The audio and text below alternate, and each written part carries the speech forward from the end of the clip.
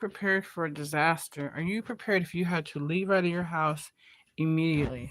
Would you be able to grab your basic stuff, your important stuff, and head out? Would you have a bunch of clothes and food and water? Are you prepared for a quick escape emergency situation? So I wanted to bring you this video because I had a house fire last year and I learned quite a bit. And I know that there's a lot of tornadoes, storms. I'm in California, but I'm not in Southern California. And there was a bunch of fires in Southern California. So I wanted to just share some things that I learned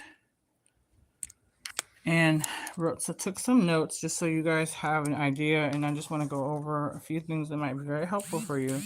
Number one is have a folder.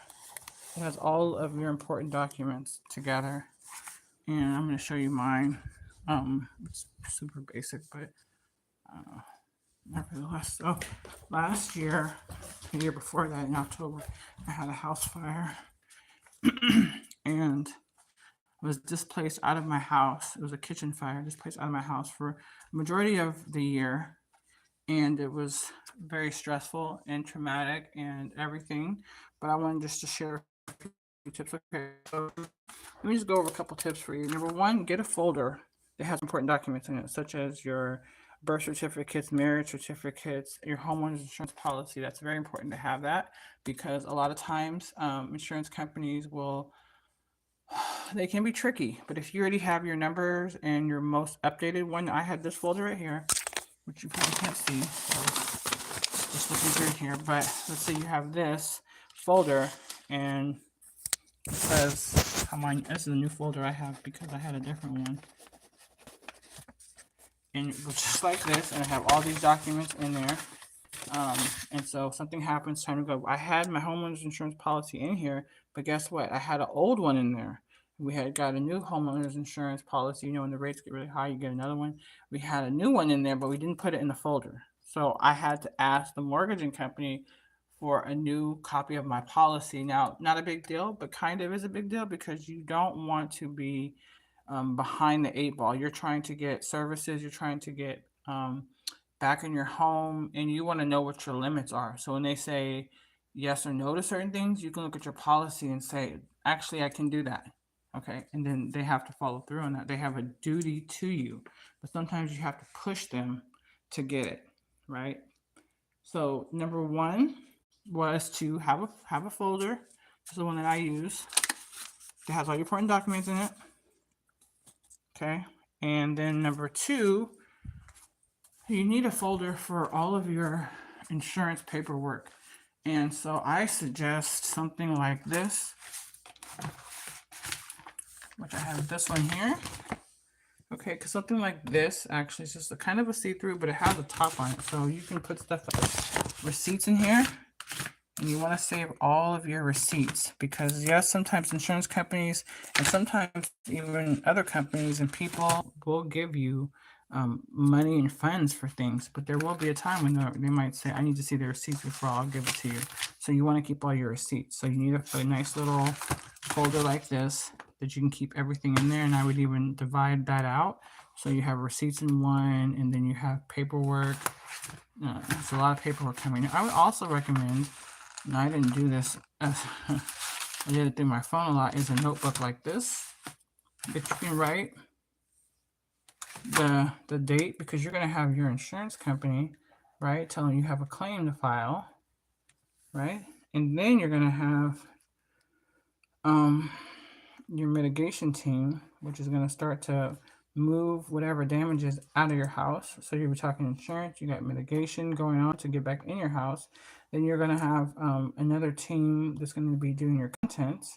That means anything, any clothes, any couches, anything inside your house. That's another part of the insurance that they have to have receipts and paperwork and communication with you. And so the thing about it is if you have a notebook and you can write the date and the time that you talk to someone, because guess what? These people don't talk to each other. So if you get a check from your insurance company, they're not going to tell your mortgage company that you got a check. right? So that means that you might be waiting for them to let one person know, and they're not going to let them. You have to let them know. So you have to have your administration skills kind of on point, because insurance companies are not going to, they're not going to beg you to make them pay you, right? You have to sometimes get on them. And so you want to keep a notebook of the dates and the times you talk to certain people, what you asked for, things like that, because even after the initial incident and everything's all emotional, um, and they're all seeming like they're so, you know, saddened or, heartfelt for your case, they, at some point, you may just become like another number to them. Like, this is file number 123. And so you want to keep dates to say, we talked about you replacing my, my refrigerator on this date, because they can get tricky. Okay. And the other thing I want to mention to you is um, before you sign anything with your contractors, make sure you get several contractors for bidding on your property, because the insurance company has their own part where they will have someone that works with them that understands their billing system, and you can use them. And sometimes you can also use your own. It's up to you.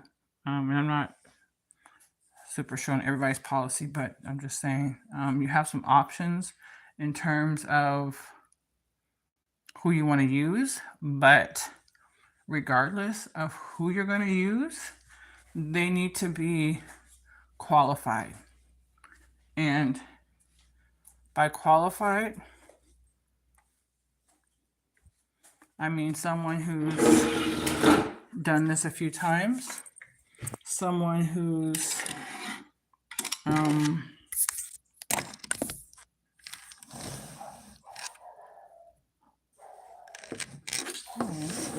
was kind of walking around, but I decided to just do more talking head. Someone who's qualified, someone who is I would say not in it for like the money, you know what I'm saying? But they're in it because they like the work. Okay. One other thing I suggest is that you use cameras in your house. If you're going to be still working, you're not going to be there. I definitely suggest you pop up as much as you can. You or your family members just pop up and see where they are in the process, because they tend to get very slow. So they say it's going to take a week. They might not even show up that week. So you're waiting to get floors in, and they're not even coming around. Go figure, right? So those things can happen quite a bit. Now, my optometrist told me, I think this is hilarious, that here's a question for you, and kind of a joke, is what's the first part of the word contractors? Con. I love that joke. So they kind of have their own way of doing things. So make sure you pop up on your contractors. Make sure you check them. And like, this is a camera that I have, right? And I have the toilet paper. Because they say that they're doing one thing and they may be doing something completely different, throwing off the whole project. Especially if they know that like you're busy, they may take advantage of that. So just pop up on your contractors, have a family member pop up on your contractors, use cameras if you're not going to be there, so you can see who's in your house. It's very important, because I didn't do that, and there were quite a few things that they kind of got over on me because they knew I wasn't there, and they knew I was a woman. And I'm not going to say that that's the reason why, but those all were in effect at the time. So just make sure you pop up on them and you ask the questions and you check them, and you write it down, because a lot of times sometimes the contractors are so eager to get the business, they'll promise you the world, and then if money gets tight or they get other jobs and you become just a number to them, you got to pull teeth to get them to finish what they said they were going to do. So with that being said, just make sure you write down everything. So have your emergency folder. Then you're gonna have your folder for all your receipts, all of your paperwork from the mortgage company, from the insurance company, and keep your receipts. I mean, every single receipt, even if it's food, because at one point I moved back in and they said they were going to pay for some of my food because the kitchen was not functional yet. And then they said they couldn't read the receipts that I gave them. And I haven't gotten paid for that. So when I went back to find the receipts, it's been really hard to find them. So keep your receipts and keep them organized. Maybe, like I said, maybe have an envelope inside of your other envelope so that you can um, be organized. Like this requires a level of organization that's beyond. Like I thought I was organized because I don't like to look for things, so I know where things are at, and that is one level. But being organized is where is it at, and where is it at like right now? Like right now, if you said, "Where's that folder at? Where's my homeowner's insurance policy at?" Do you know where those things are at? So I would definitely get those two things going. Keep all your receipts. Number three. So number one was what? Number one is have a folder with all your important documents in it and current documents in it. Number two was get a folder for all of your insurance paperwork and conversations, and put a notebook in there and put another envelope in there for all of your receipts, because they'll give you some money sometimes up front, but then they'll take it out of how much they're going to give you at the end. So you want to also make sure you really monitor what they give you. Only get what you really, really need. Don't get super excited to purchase things that you didn't have before, you don't need, because they will take that amount out at the end, and it can kind of be unexpectedly different, right? Because the 5,000 you got in the beginning because you had no clothes, no bed, no anything, and then at the end you're thinking I have this much left, but when they start taking out the 5,000, the 10,000, the 7,000, you ask for necessities. The amount that's available to you at the end is a lot different. So just keep that in mind, that you want to keep all your receipts. So number one was what? I love to reiterate, right? Number one was, what was number one? Number one was have a folder with all your papers in there, with current things in there. Number two was get a new folder, preferably envelope style, that you keep all your documents from your insurance company, and also a notebook in there to keep notes of whoever you talk to and when they're going to do certain things. Because you can become like a number to them, and then they won't remember that they were supposed to bring back your stuff on a certain date, and you might have to do that. um, Number three is, of course, keep all of your receipts so that you can get reimbursed, and they may say they can't read them, or they can find the email, and so you want to make sure you have them at hand. That was another thing that happened. And then with your contractors, and I want to go back to this, is make sure that they're giving you this is how I think they get over, giving you pre-loss materials. So if you had wood cabinets before the loss, they should be replacing it with wood cabinets unless you opt for something else. And so a lot of times how they'll make money is they'll give you new things, new cabinets, but it's not the level or the quality you had before. When you buy a house that's made from the old times, they use real materials back then. And so now it's a lot more costly to get those same materials, but you are um, able to get them, but it might make the contractor have to work a little harder. So just make sure that you request pre-loss quality of the things you had, and check it, check exactly what they did, and if they're doing that, they should be established. But again, people get very complacent, and you have to live in this house. You have to build again in this situation, and so you want what you had before and what you paid insurance to provide to you. So don't let your contractor kind of not give you what's due to you because you're not paying attention, because you're not around, and because they know that you don't know. So if you have anyone also that can help when supplies come in and can help tell you, okay, this is really good, this is not really good, and then you can just press your contractor. I mean, you don't want to argue with your contractor. You really don't. You want a decent working relationship with them because they are working on your house, and you never know how people are, but you do want to be assertive with them and not be a pushover to the point that they think that they can sneak and switch out things and you don't even say anything or notice things because you just want to get back in your house so quick. That is not good. So I hope this was helpful. I'm trying to think, was there anything else? Um, so I was displaced for almost a year.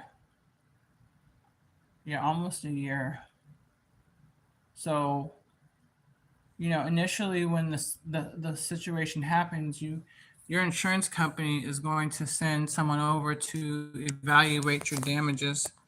And so when they do that, that takes time, right? And then you want to be there for that and be there for the different times you're going to have an insurance adjuster come, an insurance agent come, and also an inspector comes, right? Because sometimes they don't give you all the money up front to rebuild your house and just say, here, take it and go. Your mortgage company may kind of give you portions of the money, an initial draw to get things started, and then another draw once their inspector comes and sees it's the house. And then another draw when you get a little bit further down the line. They want to see that the house is being rebuilt in a good quality standard before they release all the money because they do have an investment in your house. They are the mortgagor, and so they want to make sure that you are having a good quality rebuild. So they're going to might be involved too. They were in mine. I think my check was over six figures, and they were involved in sending inspectors out. So again, if you have your notebook, you can write down the inspector's coming this date. Tell your contractor the inspector's coming this date so that they can all be there. So if the inspector does not see that you've got enough work done, he's not going to release any more money to you. So your contractor has to know that I need 30% done, and what is 30% for the mortgage inspector? What is that? What is 30%? Is that the floors and the walls? Is that the carpet? What is it? Because you need to have that to get more money. Otherwise, the contractor is going to be waiting on you to give up that money, even though it was his fault that he didn't meet the inspection qualifications.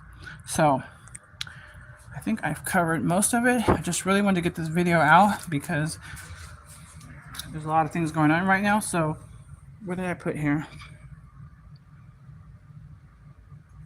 So number one is get a folder and a place for your important documents. Number two, get another folder for all of your communications that you're going to have with the bank, the mortgage, your couple different vendors you're going to have, your contractor. Read your contractor's contract. Okay, so you want to make sure that you know if he's delayed and that costs you money, what is the what is he going to do? Right? So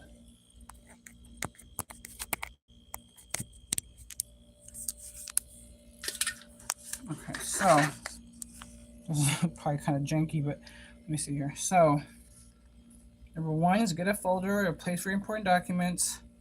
Number two is have a folder for all of your communications with a notepad in there, with a folder for your receipts. Number three, save all of your receipts from food, from dining, getting gas. Another reason why you want to have your notebook.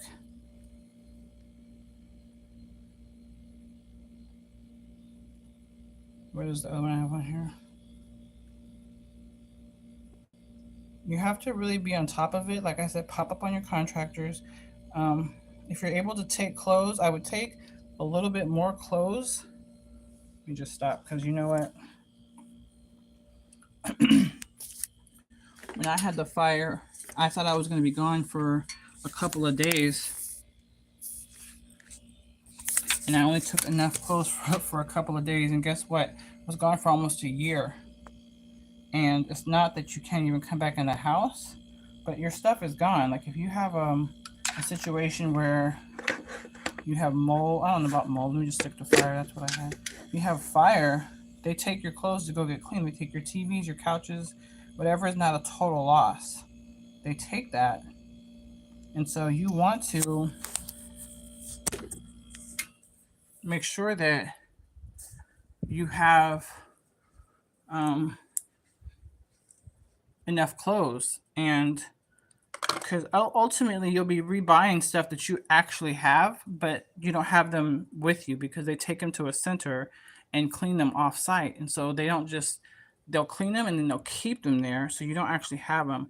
The other thing I wanted to show you was here's one copy of like my receipts, some of my receipts. I just itemized for the insurance company because they can take forever to do things. So I just started to itemize like this is one of my receipt logs. So this is a couple of different things that I was requesting reimbursement. So I had like a lot of Amazon things here. I put what number it is on the report, how much the depreciation, the different numbers, the depreciation, so they can easily be able to pay me out for those items. And then also,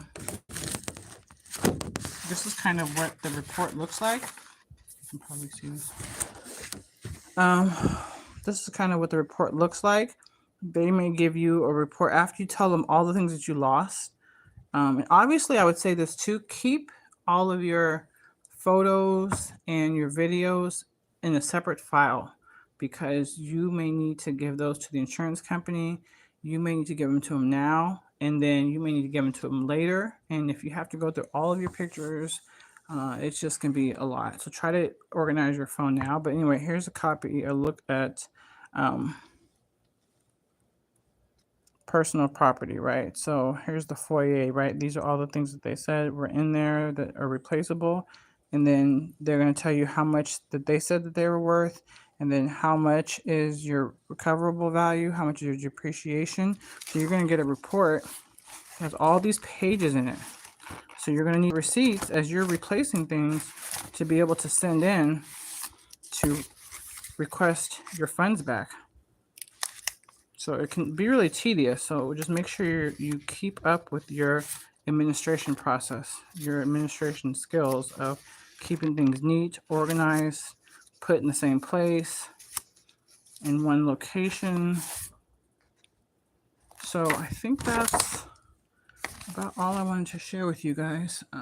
I'm still moving in, and I just want you guys to give yourself grace to be able to take time to move back. And honestly, make sure I covered everything. Yeah, they don't bring your clothes back right away. If they give you money in the beginning, they're going to take it out of how much you are to receive in the end. And just remember that the mortgage insurance companies, they make money. Just the interest alone from what we pay them on a monthly basis, just the interest alone, they make a huge amount of money and own a lot of buildings in the world, So they have a lot of money, but they don't like to give up the money. So you sometimes have to show proof of certain things in order to make them move. And that's just how it is. So hope that was helpful. Hope you get your insurance papers in order and check your coverages. Make sure you have what you need. If you need, flood and just keep trying till you get the insurance you need because it's going to make it a lot easier if you just do the work of trying to find a good insurance company versus not. And